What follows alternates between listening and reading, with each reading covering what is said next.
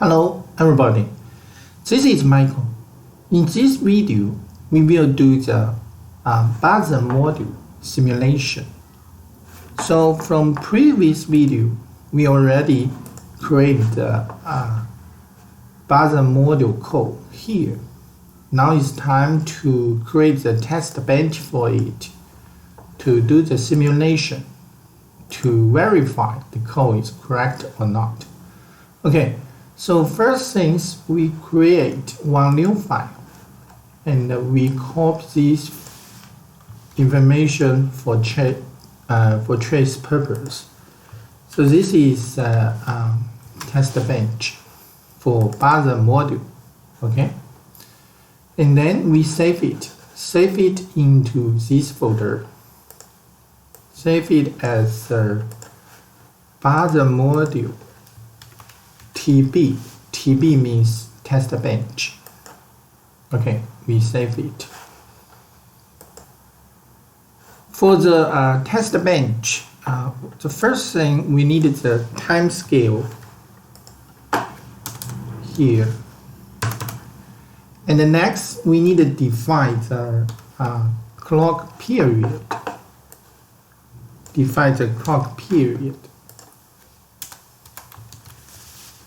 This one means 20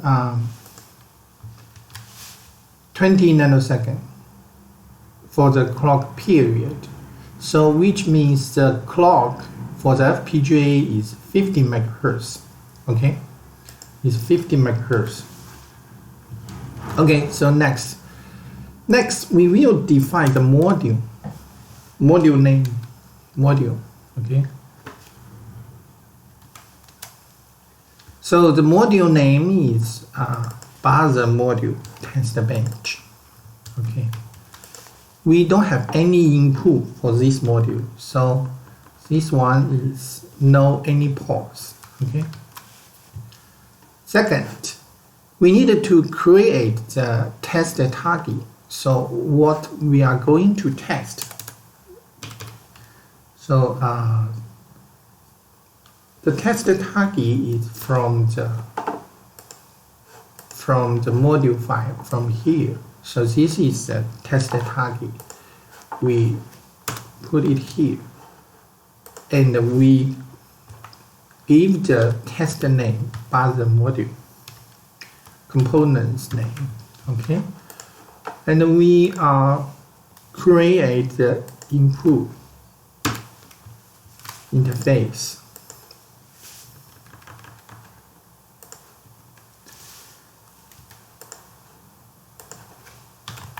So you can leave this as our test input, and also we can do like this: the clock and reset, and we manually setting the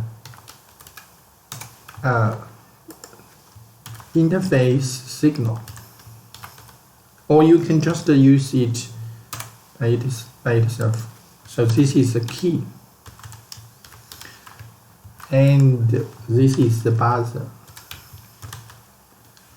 output. So next, for this interface, we need to divide it. For the input signal, we all divide it as register. So the first thing will be clock. Okay. So the clock here. Second is the reset signal. And the third one is key input, key on input, and key off input, and key value. This is the key value. Okay. So this is all input signal divided as a register value, and then we need to divide it the output signal. The output signal will be wild type. So it is the buzzer output signal. So this is the output signal. Okay. And the next step, we need to create the input. We make it like this, so it's more readable. Okay. So next, we needed to create the clock. We needed to create the clock. So we create the clock like this. We use one always initial. Okay. The initial to do what? To do the initial to initiate the clock at the 1, okay, as a high level, and then we use one always block. The always block will be like this.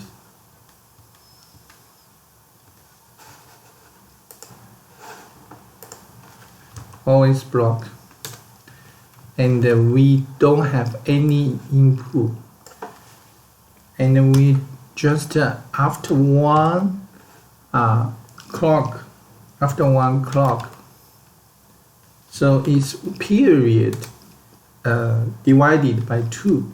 After one half clock, we reverse clock signal level. Okay, by this way we create the clock on the clock signal. This is input clock. Okay, so next we will create the initial the task flow. Okay, the task flow will be use the initial language. Okay, so the first things, we will reset the system and initial all the variable first. The clock we initiate as the high level 0, and reset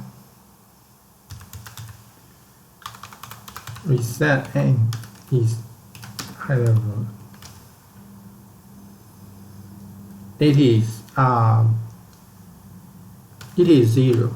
The clock we no need initialize here anymore because we already initial here. So we just initial the reset, and we initial the key on. Okay, we need to initial these 3, so we copy it and we remove this. Okay, so the key on is initial as 0, and also key off is 0, and the key is also 0. Okay, and the key is 4-bit data. Okay, the key is 4-bit data. So this key is also divided as 4-bit. Okay, the key is 4-bit data from here. So this is 4-bit data. Okay, so this is the initial state for the input signal, for all the input signal. Okay, after one clock period, here we are reset the system because this one is 0. The N means low level reset. Okay, the N reset, N means low level reset. Okay, so after one clock period, okay, after one clock period, we will stop the reset. We stop the reset. How we stop it? We make the reset signal equal to 1. This is high level. High level means stop the reset. Okay, so next we will input the key 1 signal. Okay, so for the key we have 7 keys on our board, so we will initiate the key 1 signal here. Okay, so first we initiate all the key is 0, all the key value is 0. Okay, So here, after one more clock period, okay, after one more clock period, we make the key on input. Key on input is 1. Okay. When this key on input is 1, it means we have some key has been pressed. Okay, and then we make the key input signal as 1. As 1. This means we press key 1. Okay, has been pressed.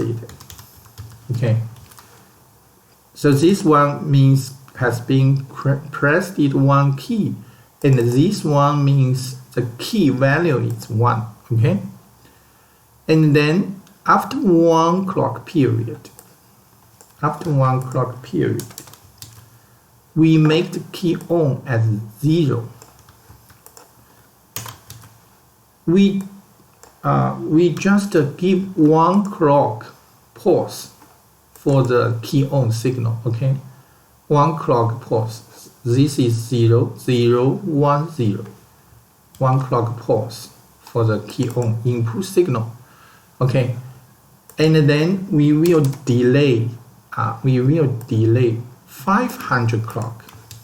Okay, so this is we times 500,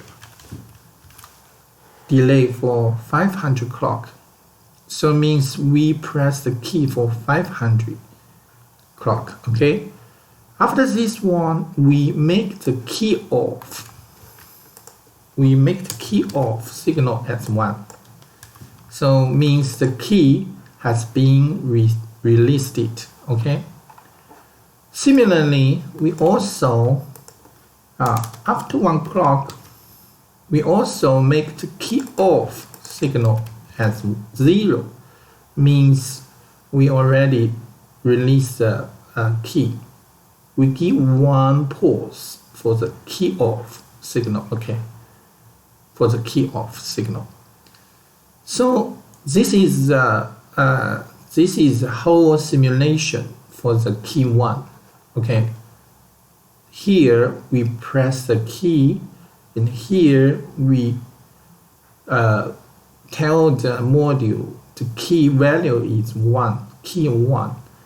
Here we release the key on signal and keep it for 500 clock period, and then we give the key off signal. This is 1 pause key off signal. Okay, this is for key 1. So we will test for key 2. And for the key 2, how we change it is just change this one. So this means we press key 2. Okay, this means we press key 2. Because we have 7 key, so we copy it to create another 5 times. So this is 3, this is 3, and copy it, paste. This is 4, and this is 4. Copy, paste. This is 5, and 5. Copy, paste. Okay.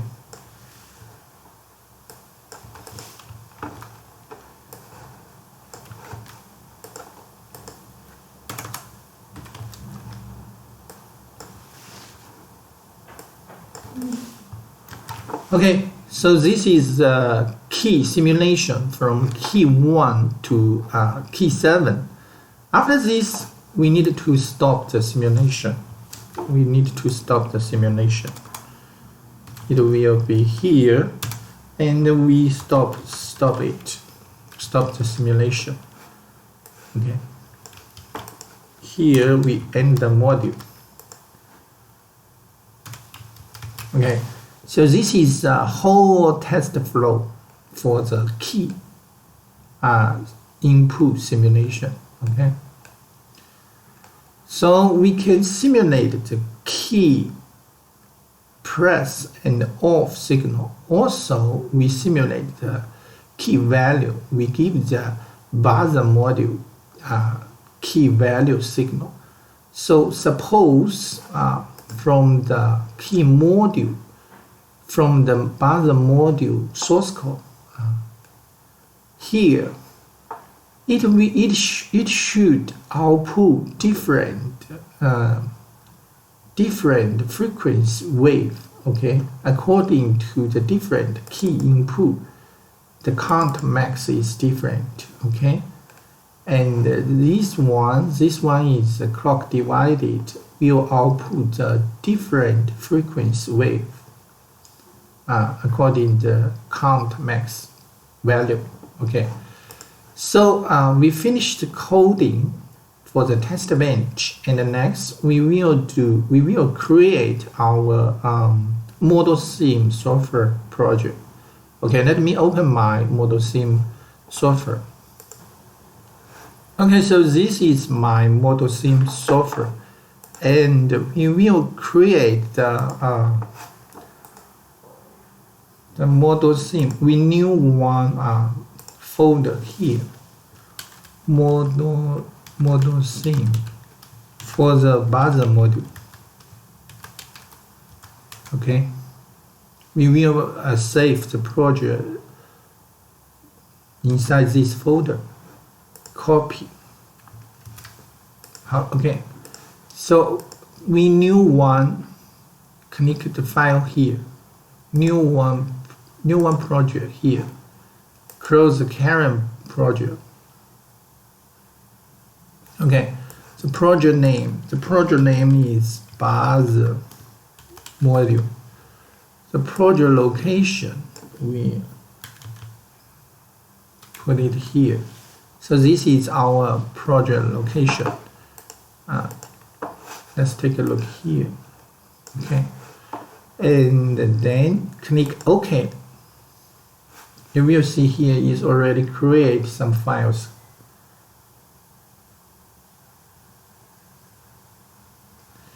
Now added the file to the project. Added existing file, browser, and up buzzer module and the buzzer module test bench.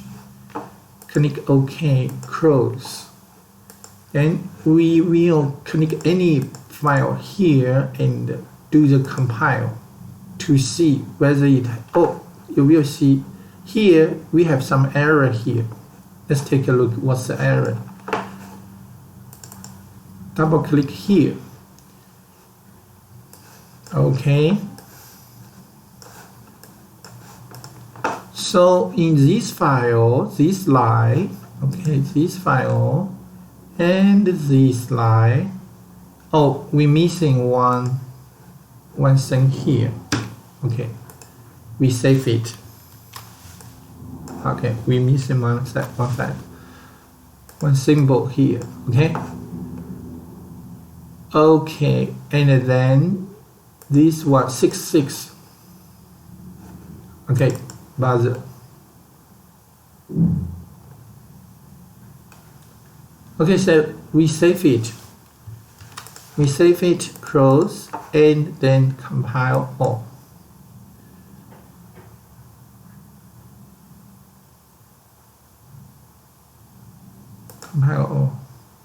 Okay, still have some error, and then let's take a look.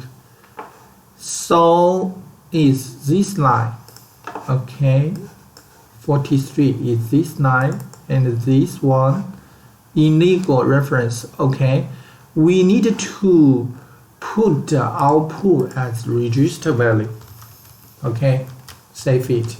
We need to put the output as register value. Save it, close, and compile it again. Okay, it is successful. And then we do the simulation. start simulation.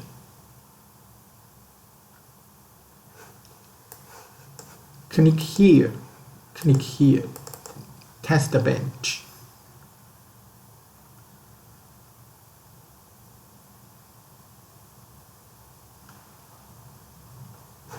And then click OK.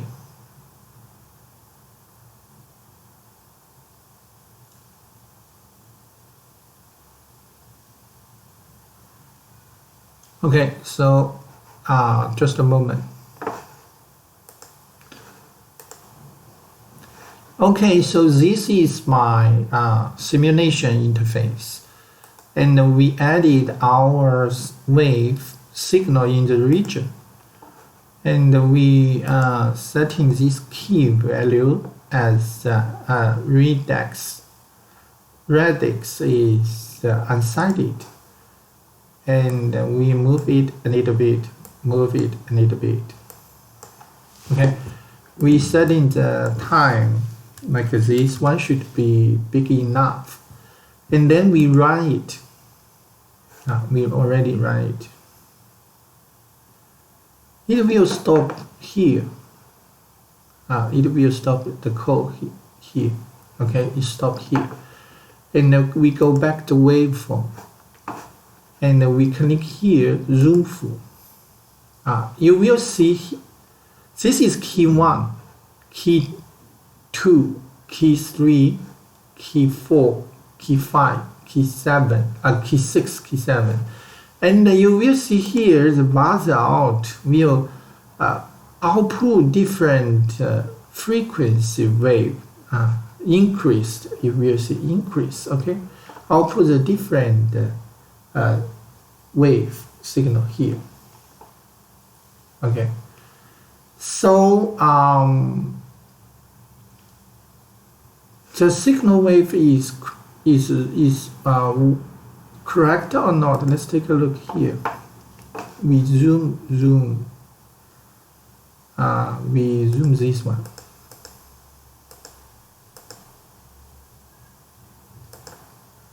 Okay, and then we added one more cursor here.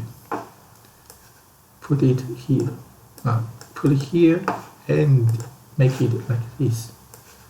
And we put it here and make it like this. So, okay. So let's take a look at the actually clock for each buzzer out. This one, between this one, how much clock in between these two yellow line. Okay, so this is 1, 2, 3, 4, 5. 1, 2, 3, 4, 5. Exactly is 10. Okay, exactly is 10. So it match our code here. Let me open my. Okay. It match our code here. Okay, the count maximum value is 10. Okay, for key 1. Okay, so this is you will see this is key 1. Okay, so means our code is correct. Okay, so you can measure others is 10. This is 10 and the others is 20, 30, 40, 50, 60 and 70 according to the code. Okay, according to the code here. Okay, so this is a simulation for buzzer module.